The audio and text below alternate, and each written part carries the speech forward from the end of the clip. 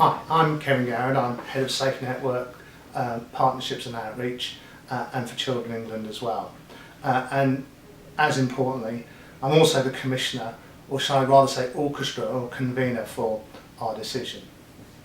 Our Decision is essentially a guide to the voluntary community sector about not only how to comply with the disclosure and barring scheme, but also the culture that's associated with a new model of organisations taking particular responsibility as employers for the appropriate checking of their staff, trustees and volunteers. So how did we get to this place? Well, you may, I hope, recall, I don't necessarily mean hope in a sort of positive sense, but I'm sure that you will recall the crimes with a degree of horror of Ian Huntley, some almost 10 years ago now, and his conviction subsequently for the murder of Holly Wells and Jessica Chapman. Those were really quite serious crimes, of which you may well be aware that had he have been checked in the right way, his previous background of criminality and his appropriateness to work close to children and young people might have been picked up. As a result of the subsequent inquiry, we had something called the Vetting and Barring Scheme.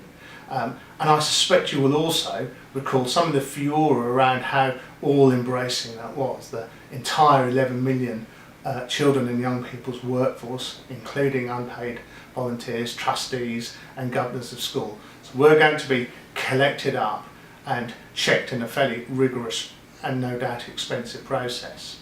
So there was a lot of concern about whether that was the right approach to take.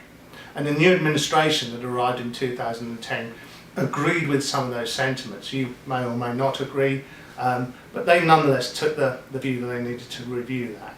So we went from what was called the Vetting and Barring Scheme to something that is now called the Disclosure and Barring Service.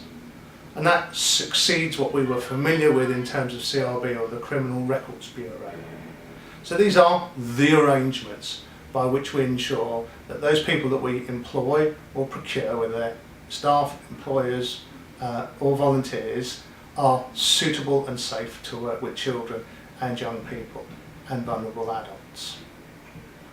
Now, the really critical change here, and we're not going to walk into a lot of detail through these sessions of videos, which include inputs from colleagues across the voluntary community sector that work with children and young people of all ages in all circumstances. But there's a key piece of understanding that we need to transmit to you at this stage and the introduction to the disclosure and barring, and more particularly the resource that we've developed to support Our Decision. And that concept, or rather expectation, is that it is the employer or the organisation or the collective group of individuals' responsibility to ensure that they make that decision about who is suitable to work with their children and young people. It is no longer the business of government to be doing that in detail. So that's the principal change that I wanted to try and transmit through this first vignette on video of Our Decision, is that sense of we know our service users best, we know the circumstances in which we work best, and we know some of the risks that are involved best. And therefore that naturally makes it literally our decision. So in 2012, the Disclosure and Barring Service came into existence, and as I've suggested earlier on, that's the successor organisational service to CRB. So your CRBs became your DBS clearances. And there have been a further sequence of quite minor changes, some of which are really quite important because actually they bring in a portability service, so that age-old problem of having to have a check for every setting that you worked in is on its way to being overcome. Yes, of course there's a little bit of cost there, but it is really quite minor. The miracles of modern technology are reducing costs all the time.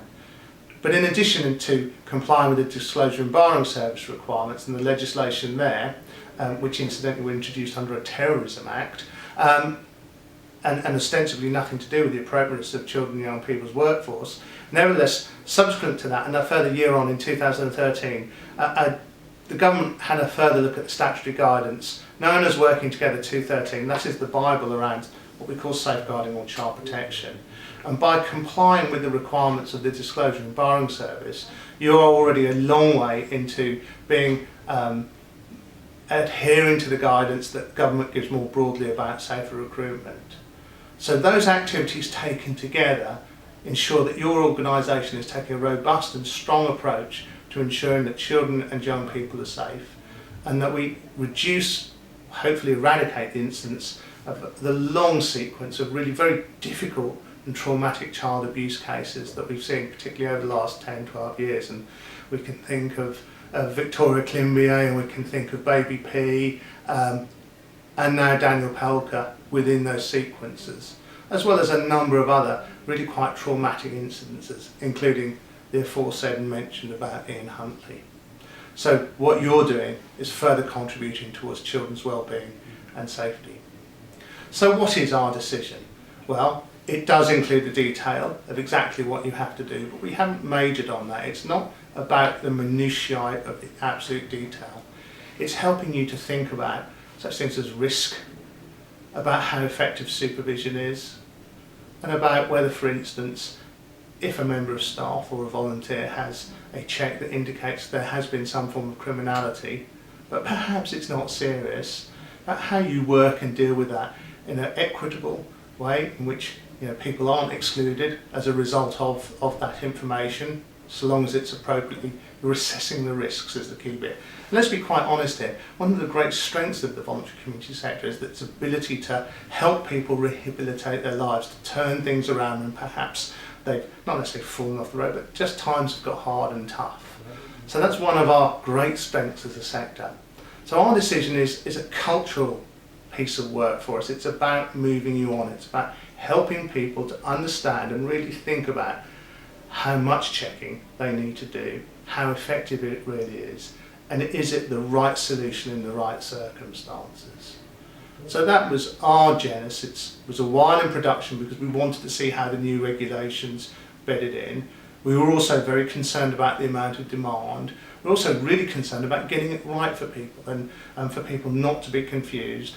And above all else, that we are helping you to understand it doesn't become a barrier to doing the things as community-based organisations that you want to do, about not perceiving it as a threat or something to be frightened of or scared about. This helpfully takes you through the process, but much more than that, it skills you up to ensure that you are confident in your thinking about applying processes. So, beyond its launch, we're going to do some regional road shows, 2-hour awareness sessions, and I think we probably, between us and National Council for Voluntary Youth Service, who are alongside us on this particular project, so Children England led it, National Council for Voluntary Youth Services, Safe Network, and the Disclosure and Barring Service, we've all collectively put our names to this piece of guidance and this piece of work because we feel it is extraordinarily important that you get the right support out there for an important decision such as this. So as I've suggested, we'll have some regional road shows running through 2014, 2015. We hope that will be about 15, so that's sort of 1.5 for a government region. And beyond that, we'll also have our virtual pathway, these vignettes, films, will be up on video, Vox Pop embedded within a website page, along with a whole range of other guidance to help you work your way through what is at times a complex issue, but one that I'm sure you will be able to understand and be able to implement. Thank you.